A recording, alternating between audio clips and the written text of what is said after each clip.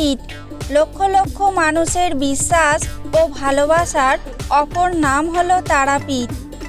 এই ভিডিওয় জেনে নিন মাত্র একদিনে তারাপীঠের সমস্ত চেনা ও অচেনা দর্শনীয় স্থানগুলি কি করে ঘুরে দেখবেন। আর জানাবো এবার তারাপীঠ ভ্রমণে আমাদের অভিজ্ঞতার কথা। তাই সব জানতে ভিডিওটি সম্পূর্ণ দেখুন। যদি ভিডিওটি ভালো লাগে তাহলে একটি লাইক ও কমেন্ট করবেন। তাহলে চলুন আর দেরি না করে তারামার কাছে যাওয়া যাক। আজ খুব সকাল সকাল আমরা চলে এসেছি হাওড়া স্টেশনে। 6:05 গণদেবতা এক্সপ্রেস ধরে আমরা যাব রামপুরহাট। আমাদের ট্রেন 7 নম্বর প্ল্যাটফর্মে দিয়েছে। চলুন যাই। আজ ট্রেনে প্রচণ্ড ভিড়। আমরা জেনারেলে যাচ্ছি, তাই চিন্তায় ছিলাম সিট পাবো কি না। অন্যান্যবার এতটা ভিড় থাকে না। হাওড়াতেই সিট ভর্তি হয়ে লোক দাঁড়িয়ে আছে, তাহলে পরবর্তী স্টেশনগুলিতে কি হবে কে জানে। আমাদের ট্রেন ঠিক সময়ে ছাড়লেও রাস্তায় 1 ঘন্টার মতো দেরি করেছে। অবশেষে আমরা রামপুরহাট চলে এসেছি। এখন বাজে বেলা 11:05। চলুন স্টেশন থেকে বেরোনো যাক। আমরা স্টেশন থেকে বেরিয়ে পাশের অটো স্ট্যান্ড থেকে অটো ধরে তারাপীঠ যাব। চলুন এবার অটোয় উঠি। একটা জিনিস এবার লক্ষ্য করছি, অটো চালকদের দৌরাত্ম্য এবার অনেক বেশি। মাথাপিছু 50 টাকা ভাড়া নেওয়ার পরেও 3 জনের সিটে জোর করে 4 জন বসাচ্ছে। না বসতে চাইলে বাড়তি 1 জনের ভাড়া দিতে হচ্ছে। অদ্ভুত নিয়ম। যাই হোক, চলুন পথের সৌন্দর্য দেখতে দেখতে মার কাছে যাই।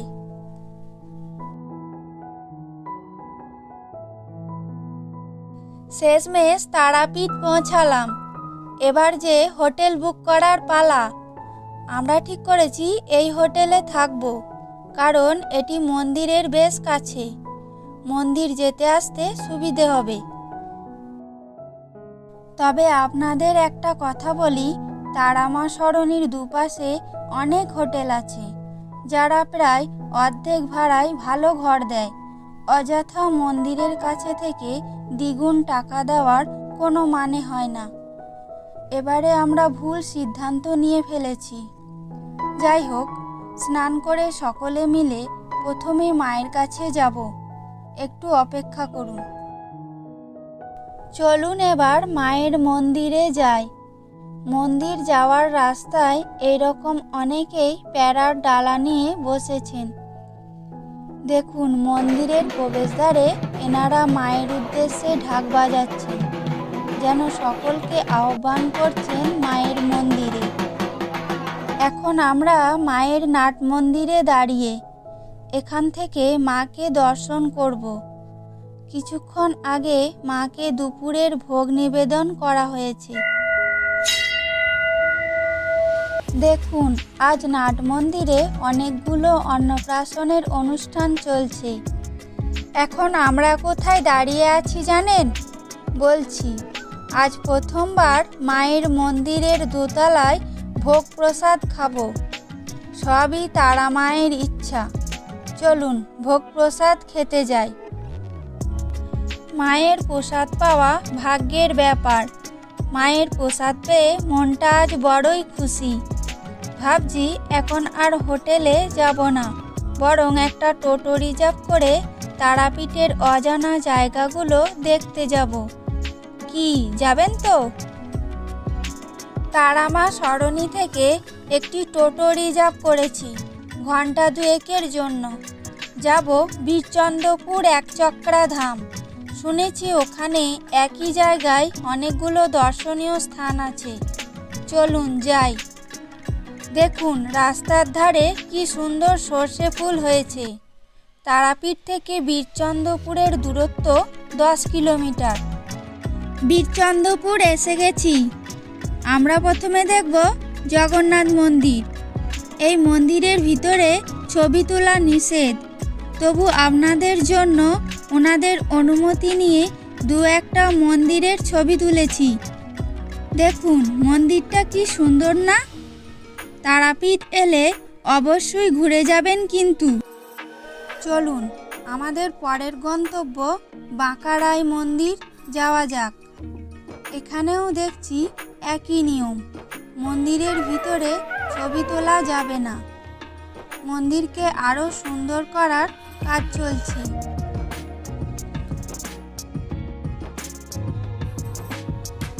এবার আমরা দেখব নিধুবন বৈষ্ণবপীঠ ও গৌড়ীয় মঠ।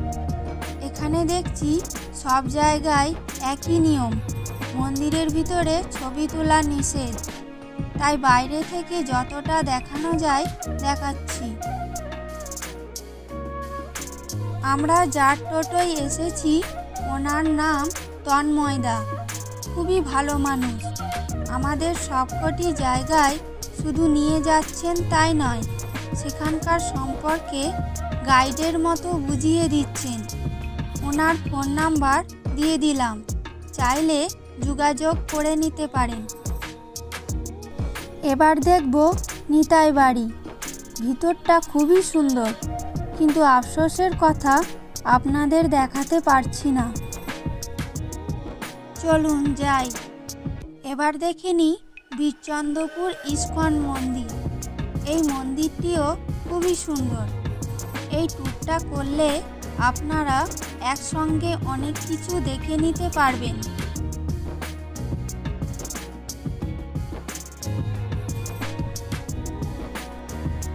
সবকটি মন্দির দেখা শেষ। চলুন এবার একটু চা খাওয়া যাক। এই দোকানের নামটা লক্ষ্য করেছেন? চা খাওয়ার পরে আমাদের মনেও দোকানের নামটাই ভেসে উঠছে। যাই হোক চলুন, গোধূলির শেষ আলোয় আকাশের রঙের খেলা দেখতে দেখতে তারাপীঠ ফেরা যাক। ও ভালো কথা, এই ট্যুরটা করতে আমাদের টোটো ভাড়া পড়েছে 350 টাকা। সন্ধ্যাবেলার জলখাবার খেয়ে আমরা আবার বেরিয়ে পড়েছি ভারত সেবাশ্রম মঠ মন্দির দেখতে। এই মন্দিরটি তারামা সরণি থেকে মাত্র 5 মিনিটের হাঁটা পথে। চলুন যাই। এখন দেখছেন মন্দিরের নিচের তলাটি। এখানে বিভিন্ন মূর্তির মাধ্যমে শ্রীকৃষ্ণের রাসলীলা, ভগবান বিষ্ণুর 10 অবতার ও দেবী দুর্গার সমস্ত রূপের বর্ণনা করা হয়েছে। একটা কথা বলতেই হয়, মন্দিরটির পরিবেশ খুবই শান্ত। নিচের তলায় সমস্ত কিছু দেখা শেষ। চলুন এবার উপরের দিকে যাওয়া যাক। উপরতলাটাও বেশ সুন্দর।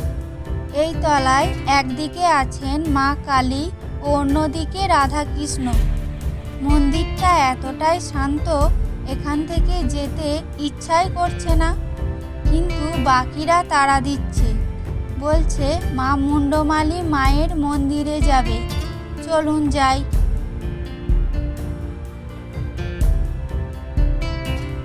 এটি হলো মুন্ডমালী মায়ের মন্দির। লোকবিশ্বাস, মা তারা এখানে গভীর রাতে আসেন। শুধু তাই নয়, মা এখানে তার গলার মুন্ডমালা খুলে রেখে পাশের দ্বারকা নদে স্নান করেন। তাই এই স্থানের নাম মুন্ডমালী তলা। আপনারা যারা তারাপীঠ আসবেন, মুন্ডমালী তলা অবশ্যই ঘুরে যাবেন, না হলে তারাপীঠ ভ্রমণ সম্পূর্ণ হয় না। চলুন এবার ফেরা যাক। এখন সবে সন্ধে 7:30। এত তাড়াতাড়ি হোটেলে গিয়ে কি করব? বরং চলুন মার্কেটে নানা রকম দোকান দেখতে দেখতে তারাপীঠ মহাশ্মশানে যাই। রাতের বেলা তারাপীঠ মহাশ্মশানে কি হয়, কেমন লাগে তা আপনাদের দেখাই। কি যাবেন তো? দেখুন, সাধক বামাক্ষেপার সমাধি মন্দিরে সকলে ধূপ মোমবাতি দেখাচ্ছে। সমাধি মন্দিরের পাশেই সাধক বামাক্ষেপার এই মূর্তিটি আছে। চলুন এবার আপনাদের দেখাবো শ্মশানে চিতার ওপর সাধকরা কেমন বসে থাকেন, আবার কেউ কেউ যজ্ঞ করেন। জানেন, আজ শ্মশানে একটি অনুষ্ঠান চলছে। চলুন আমরা ওখানে যাই, কিছুক্ষণ অনুষ্ঠানটা দেখি।